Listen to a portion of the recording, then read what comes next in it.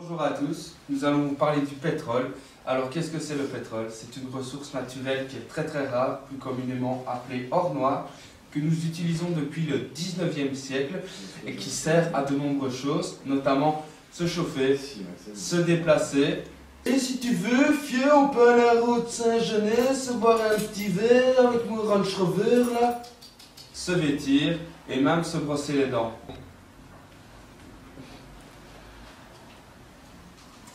Mec, tu sais qu'il y a du pétrole là-dedans?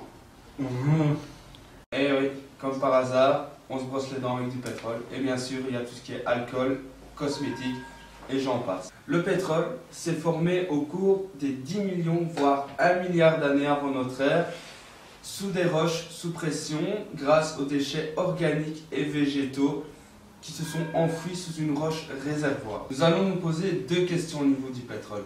La première, c'est est-ce que le pétrole est une ressource qui sera encore d'actualité pour nos besoins futurs? Et la deuxième question est est-ce que le pétrole ne va pas amener différents pays à se confronter à des conflits, notamment économiques, notamment des pays qui pourraient envahir d'autres pays pour une question de pétrole. Alors notre deuxième problème, c'est est-ce que des pays vont-ils rentrer en conflit à cause d'une pénurie de pétrole?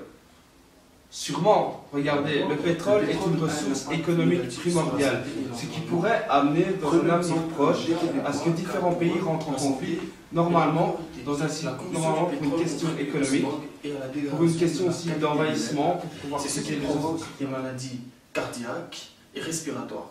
C'est bien connu d'après l'OMS, l'Organisation mondiale de la santé. Le Québec s'est rendu compte que les gaz à effet de serre sont provoqués à cause du pétrole à sa consommation.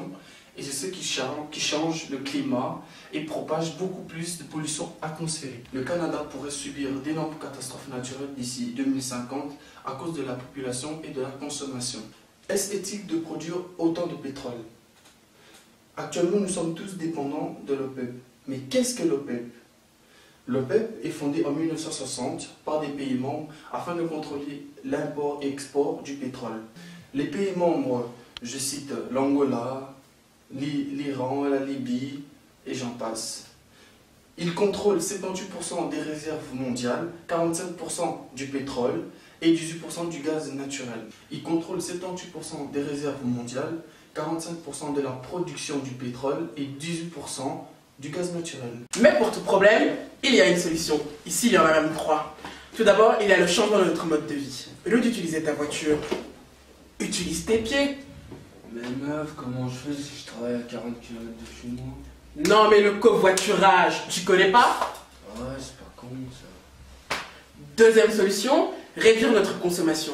Les filles, utilisez moins de maquillage. Oh, c'est pour toi Jean-Jacques. Je suis belle, je suis bonne. Be natural. Troisième solution, le développement des énergies alternatives. Comme énergie, il y a le gaz naturel, le charbon, le panneau photovoltaïque, le nucléaire, l'hydrogène, la géothermie et bien sûr les éoliennes. Prenons l'exemple de la ville de Totnes, qui est une ville en Angleterre. C'est la première ville en transition. Elle a mis en marche l'optimisme et la résilience. Mais en fait, la résilience, c'est quoi?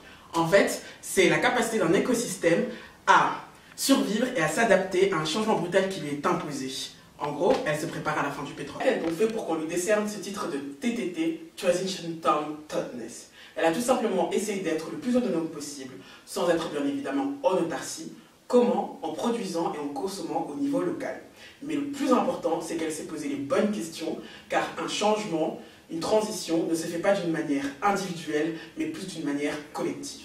Certes, il est difficile pour une ville comme Bruxelles d'être adepte de la résilience, mais elle peut s'en inspirer. Comment savoir? On a découvert que le pétrole était une ressource naturelle en 1859. En tout cas, merci beaucoup d'avoir visionné cette vidéo. J'espère qu'on vous aura appris plein de choses sur le pétrole et qu'à l'avenir, vous allez être vigilants à notre petite planète.